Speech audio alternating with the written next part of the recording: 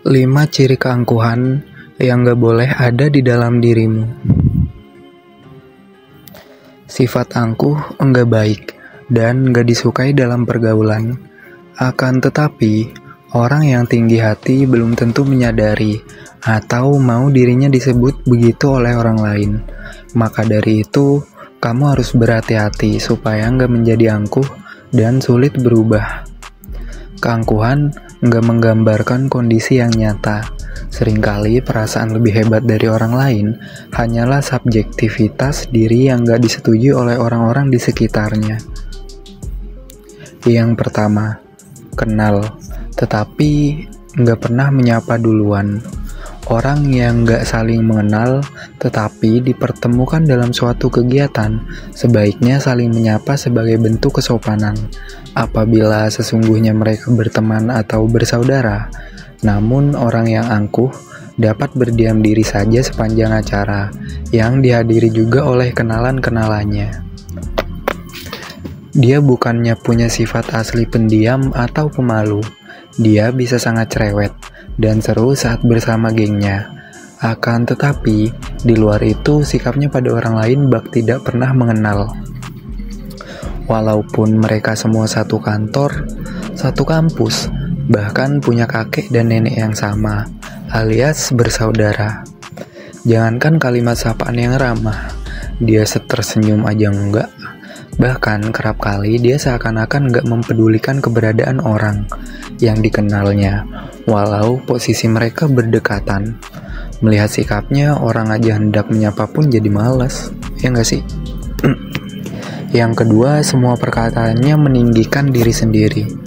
Orang yang angkuh juga bisa lebih ramah daripada poin pertama. Akan tetapi, isi perkataannya bikin lawan bicara kurang nyaman. Alasannya dia berbicara panjang lebar dengan isi serupa, yaitu meninggikan diri. Seperti selera liburannya yang mahal, makan harus di tempat-tempat tertentu, dan sebagainya. Dia sibuk membicarakan dan membanggakan diri tanpa peduli perasaan orang lain yang mendengarnya. Alih-alih menahan diri, dia justru akan lebih senang apabila lawan bicara makin minder dan merasa nggak ada apa-apanya darinya. Oleh karena itu, dia cukup memilih soal siapa orang yang akan dijadikannya pendengar. Nggak mungkin dia membanggakan diri di depan orang yang statusnya jelas lebih tinggi. Dia akan memilih orang-orang yang dinilainya berada di bawahnya. Yang ketiga, cuma mau berteman dengan orang yang dianggap selevel. Dalam hal menyombongkan diri, dia emang memilih orang yang menurutnya lebih rendah. Namun, ingat bahwa orang tersebut nggak pernah bersungguh-sungguh dianggapnya sebagai teman. Cukup buat mendengarkan cerita-ceritanya yang hebat, tetapi bikin insecure. Sedangkan untuk kawan, dia punya kriteria yang berkebalikan. Mereka harus level. Menurut kacamatanya, sekalipun sebenarnya semua manusia itu setara.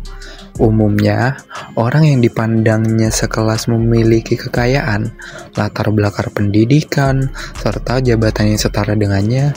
Dengan mereka, dia merasa seru sekali. Dia bahkan dapat bersikap menjilat untuk mendapatkan tempat dalam lingkar pergaulan mereka.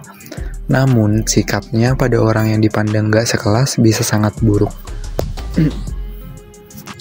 Yang keempat, meremehkan kemampuan dan pencapaian orang lain.